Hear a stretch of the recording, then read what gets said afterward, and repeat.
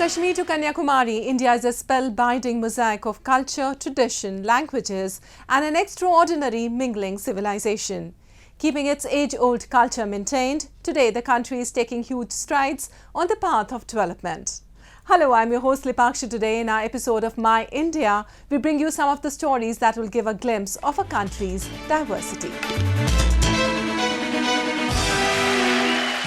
Let's begin the show by taking you to see how people celebrated one of the most pious and religious new moon nights in Hinduism, also known as Sharad Purnima. In Odisha, young girls celebrated a variation of the festival called Kumar Purnima, where they kept a fast and prayed to get good husbands in the future. Take a look. Festivals in India revolve around mythological tales, rituals and practices that have shaped religious practices and beliefs in the country. Sharad Purnima is considered to be one of the most sacred festivals in India. The full moon night or Purnima of the Ashwin month is known as Sharad Purnima. Celebrated across the length and breadth of the country, the festival is known by different names like Kojagari Purnima in different parts of the country. Statues of gods and goddesses are decked up in white clothes and items made of milk and dairy are offered to the deities. हम परंपरा से ही शरद पूर्णिमा के दिन माता लक्ष्मी की आराधना पूजन करते हैं और चांदनी रात में जो है खीर रख करके हम उसे औषधि रूप के रूप में उससे जो है पान करते हैं। आज ऐसा भी कहा जाता है कि आज की रात में औषधियों की स्पंदन शक्ति बढ़ जाती है, तो आज की रात्रि में जब अगर आप खीर जो है भोग अर्पित करके चंद्रमा की रात में रखते हैं और उसे पान करते हैं तो कई असाध्य बीमारियों को भी ठीक करने में ये आपको काफी मदद कर रहा है।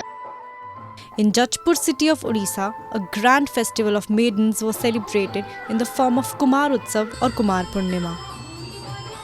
Young girls start fasting from the 7th day of Durga Puja until the full moon night of Sharad Purnima to get a handsome husband like Lord Kartikeya, the son of Lord Shiva in Hindu mythology.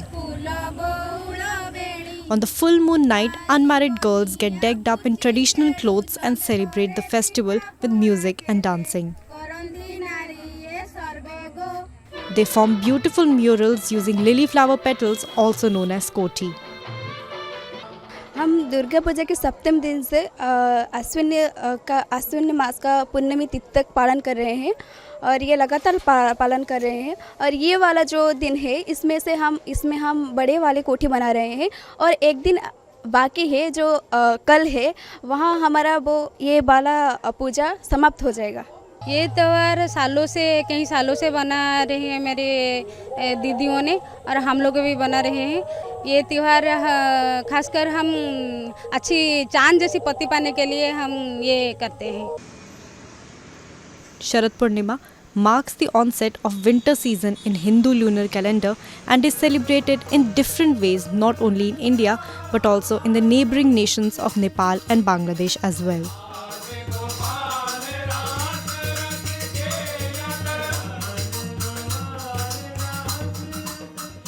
India is a country where different religious communities not just reside peacefully but also participate actively in each other's festivities and occasions. A similar example was seen in the Imphal city of Manipur, where the Mera Houchongba festival was celebrated, which portrays brotherhood and harmony. Festivals in India not only portray a region's culture and lifestyle, but also show the sense of unity and brotherhood that prevails all around the country. In Imphal city of Manipur, a similar festival called Mera Houchongba, which portrays the bond of brotherhood between the people of the hills and valleys in the state, is being celebrated for years. Attended by all ethnic groups of Manipur, the celebration takes place at the royal palace where all the rituals are performed. It's having a long legacy of its celebration for about 2000 years. So last of all, let this festival brings peace, prosperity, love and unity in the state and re-strengthen the bond of love and the brotherhood in the state. Organized by a state-level organizing committee, the rituals began with a procession ceremony in the morning where delegates and participants carried out a procession from Sana Konung to Kangla area. A ceremony where different tribal groups from both the hill and the valley exchanged gifts as a token of respect and gratitude for each other's communities were performed. Different tribal communities exhibited their culture through dance and music performances. The occasion served as a demonstration of how diverse communities may coexist peacefully while preserving their own cultures. This is the festival of the ethnic group of Manipur. So this brings the peace and harmony within the community of Manipur. And I also would like to put up in this way, the more we explore the reality, the more peace will bring in this Manipur through this Mera Houchongba. The festival itself exemplifies the unity and solidarity and the sense of eternal bonding between various ethnic communities of Manipur. And now a roundup of some of the major stories that made news recently.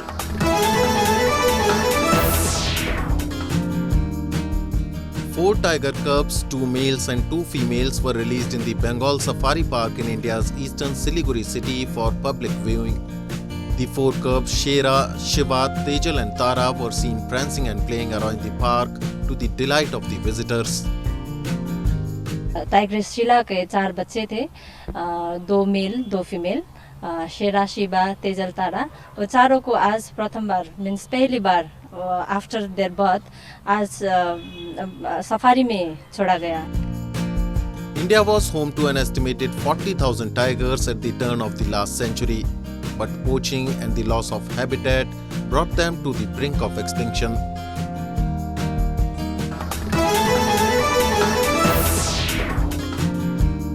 The Indian Air Force celebrated its 90th establishment anniversary with elaborated stunts and maneuvers with its air aerobatic team. Around 80 aircrafts, including indigenously built light combat helicopter Prachand, were among others that showed their aerial prowess during the flypast. It is my privilege to announce that the government has approved the creation of a weapon system branch for the officers in the Indian Air Force. This is the first time since independence that a new operational branch is being created. This will essentially be for manning of 4 specialized streams of surface-to-surface missiles, surface-to-air missiles, remotely piloted aircraft, and weapon systems operators in twin and multi-crew aircraft. The Indian government also approved the creation of a new branch called the Weapon System Branch. Its creation would entail unification of all weapon system operators under one entity dedicated to the operational employment of all ground-based and specialist airborne weapon systems. Indian Air Force was established on October 8, 1932 as an auxiliary Royal British Air Force. The Indian Air Force safeguards the Indian territory and has been pivotal in providing help during natural calamities like during the floods in northern Uttarakhand state in 2011.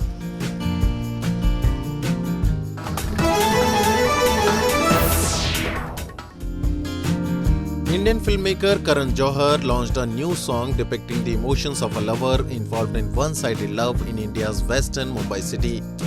Johar, along with singer Lakshya Kapoor, actress Erica Fernandez, composers Mohsin Sheikh and Javed Khan released the Hindi song titled "Tumhe Pyar Karunga." और हमने भी बहुत दिल से ये गाना बनाया है, बहुत ही दिल से।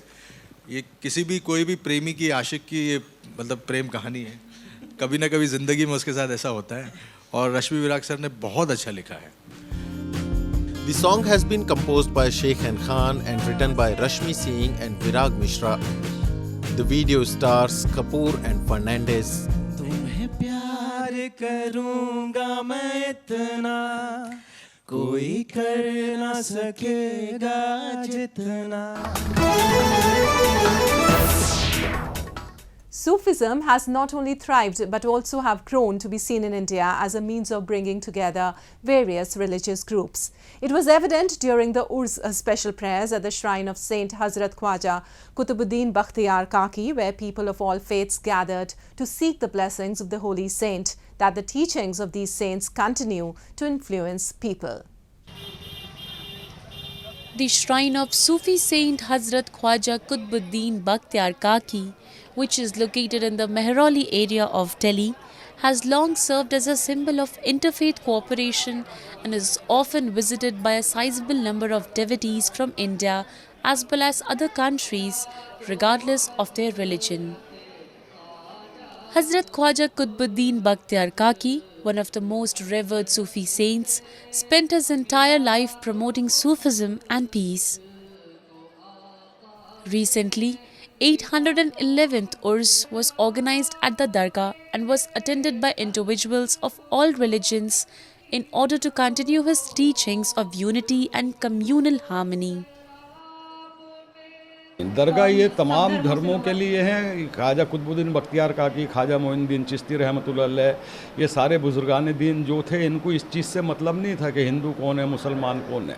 इन्होंने इंसानियत की दावत दी है और इन्होंने अमन और शांति के लिए जितने अपनी ज़िंदगी जो वक़्फ़ की है, अमन और शांति इंसानियत को आगे बढ़ाने के लिए की है। सब धर्मों के लोग आते हैं, अपनी अपनी मुरादें पाते हैं, ये सब के लिए हैं। और जितने भी हैं बाहर से, बाहर कंट्री से, पूरे हिंदुस्तान से, गोसे गोसे, चप्पे चप्पे से सब यहाँ तशरीफ़ लाते हैं और यहाँ सब मुरादें पाते हैं। ये 22 ख्वाजों की चौखट है, ये बहुत बड़ी हस्ती हैं और यहाँ पे सब ज़ायरीन आते हैं, अपनी अपनी दिल की मुरादें पाते हैं।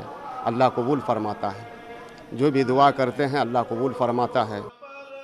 A chadar from Ajmer Sharif is offered here at the Dargah and misi roti is offered here at the Langar. Coming from far and wide, these devotees attended the prayers to seek the blessings of the holy saint. It is believed that saints fulfills the wishes of all and nobody returns empty-handed from here. आज उनका उर्स मुबारक है। कल अजमेर शरीफ से चादर आई थी जो गुलाब हर साल आती है। एक गुलदस्ता है सूफ़ी संतों का, जो हमारा गंगा जमुना तहजीब है ना, सूफ़ी संतों ने जो बताया है वो ये आस्थाने हैं। सब धर्म के लोग आते हैं, हिंदू, मुस्लिम, सिख, ईसाई, सबके लिए खुला है और सबको फैज़ यहाँ से मिलता है और मिलता रहेगा क़यामत तक। For ages, the Sufi saints like Hazrat Khwaja Qutubuddin Bakhtiyar Kaki have propagated the message of spiritualism and harmony in our country, and their teachings are still playing a significant role in strengthening the thread of secularism. And now let's take a look at how the hospitality sector in India is reviving post-COVID-19 pandemic. After a serious hit during the pandemic, the industry is now taking an upward slope. Take a look. The global hotel industry was severely harmed by the COVID-19 pandemic. Strict travel restrictions imposed by countries trying to curb the spread of COVID had a significant impact on supply chains and income for hotels, restaurants, travel, and other leisure activities. After a 2-year slump, the sector is gradually returning to pre-pandemic levels. The Indian hospitality industry has particularly accelerated with the government's renewed push to bring attention to the country's underexplored diverse ecosystem, vast heritage, and culture. India's Ministry of Tourism laid emphasis on promotion of domestic tourism and launched the Dekho Apna Desh initiative. The ministry also announced various fiscal relief measures to revive the tourism sector after the pandemic. The government's initiatives to revive domestic tourism have resulted in record tourist footfall in the Union Territory of Jammu and Kashmir. According to the information and public relations of the J&K government, around 16.2 million tourists have visited the region since January this year. We've had so many tourists from different parts of the country internationally coming into Kashmir this year. I think it's wonderful to see so many tourists coming here, enjoying everything. We've ensured that these tourists get the best of facilities, and our major tourism players have played a major role in this. Many other Indian states are too experiencing an upsurge in the number of visitors and travelers. For example, the number of tourists in Goa has exceeded pre-COVID levels since September of 2021. Goa is with the full bang, with the open arms, welcoming tourists back into Goa. It may be a charter tourist or it may be a foreign tourist coming on the FIT or domestic tourists, which Goa they have made as their first destination, India, that as our Chief Minister calls it, tourism capital of India. According to the Investment Information and Credit Rating Agency, the Indian hotel industry started off on a promising note this fiscal year, with the country's luxury hotels registering 56 to 58% occupancy in the first quarter, even though it was not peak travel season. Centrally supported initiatives like the National Strategy for Sustainable Tourism and Responsible Traveler campaign and the National Integrated Database of Hospitality Industry have made travel and tourism even more organized and accessible. Leaders in the tourism industry have been extremely pleased with the government's active response during and in the aftermath of the pandemic. Indian hospitality industry has enjoyed moderate growth over the past couple of years, but there's certainly some great potential that lies ahead. This is a nation that is rich in culture and diversity. The World Economic Forum ranked India in its Tourism Competitive Index 65th in 2013, and it has grown to 34th in 2019. And now that the recovery is well and truly underway, I am sure that this number will rise in the future. The India Brand Equity Foundation, IBEF, predicts that the Indian travel market will grow to $125 billion USD in the 2027 to 2028 fiscal year. Despite the initial slowdown with the COVID-19 pandemic, the sector's growth outlook is positive, with revenues on a sharp upward trajectory. With a focus on the country's rich heritage, planned expansion, and steady rise in hospitality standards, India has loudly announced to people around the world that no matter where you are, India is ready to welcome you. And at the end, we bring you a few short stories about the recent developments and happenings from around the world in a section of World in Focus.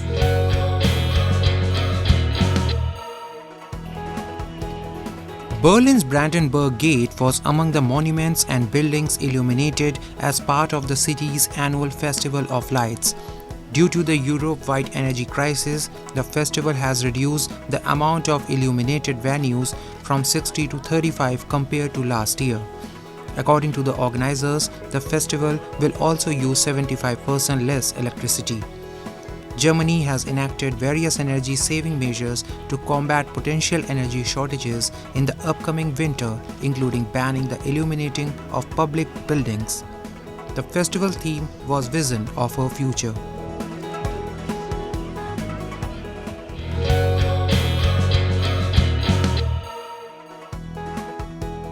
Japanese firm Shizumu Corporation introduced a jack-up vessel named Blue Wind. It builds big windmills that produce electricity.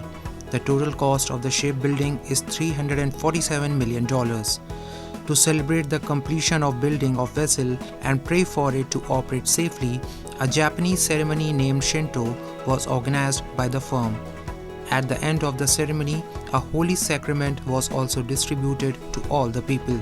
This vessel is 50 meters wide, 142 meters long and has capacity of 28,000 tons. It is capable of carrying big and heavy cargoes. It prepares big crane to guarantee building big windmills regardless hard climate or marine condition.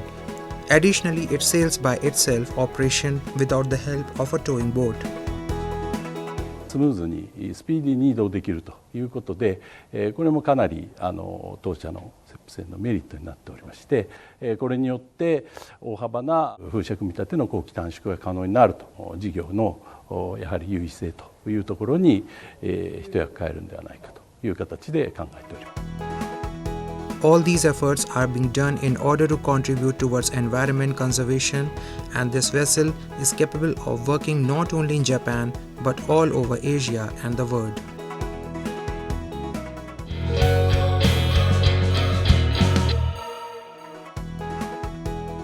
A British artist has taken home decoration to a new level by drawing doodle artwork over his entire home in Kent, southern England.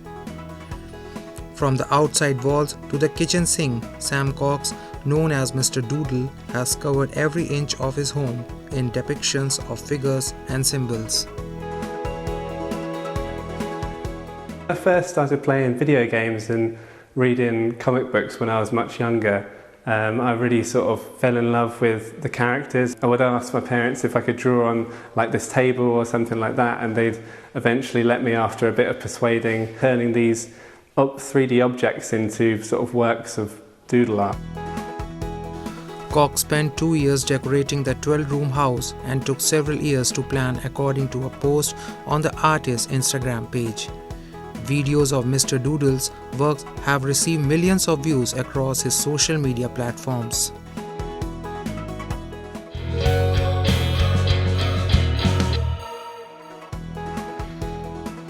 Kyoto is an old city in Japan which is a famous sightseeing spot and is visited by a number of tourists around the year. However, the tourist footfall in the city has gone down due to the coronavirus pandemic. Now restrictions for foreign tourists have been eased.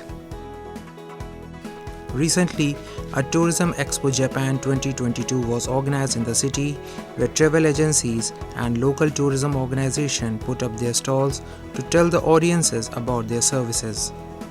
The travel and tourism industry of Japan is all set for its revival. 全国旅行支援の開始や海外からの個人旅行客の受け入れ解禁、あるいは短期滞在ビザの免除など、さらなる水際対策の緩和の見通しに関する報道がなされております。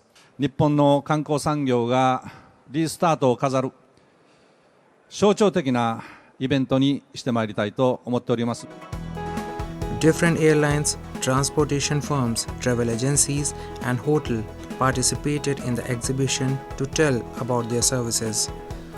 The global tourism industry is reviving slowly and steadily after the pandemic crunch.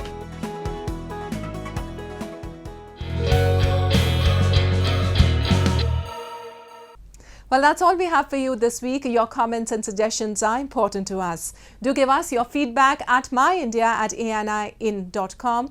I'm your host Lipakshi, and it's goodbye from the entire production team.